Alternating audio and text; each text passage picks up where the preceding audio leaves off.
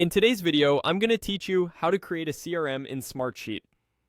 By the end, you'll have a simple, reliable place to track relationships, notes, and follow-ups without building everything from scratch. Start by opening your browser and going to smartsheet.com. Once you're on the home screen, look for the Create button. This is your starting point for new sheets, reports, and templates. Give it a click to open the Creation panel. Instead of starting with a blank sheet, we're going to get a head start. Choose View All Template Sites. And templates are pre-built setups that save time and ensure you're using a structure that already works well. In the template gallery, use the search bar and type CRM. You'll see a few options appear. For this walkthrough, we'll use the Personal CRM template. It's a clean, straightforward setup designed for managing contacts, touchpoints, and next steps without a lot of clutter. Click on Personal CRM to open its details and preview what's included.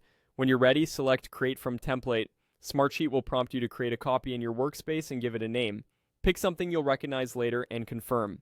In a moment, your new CRM will open. Now it's time to customize your personal CRM so it matches how you work. Begin by reviewing the columns. You'll typically see contact details, a status or stage, priority, and a next follow-up date. Rename columns so they use the language your team understands and remove any you don't need to keep things lean.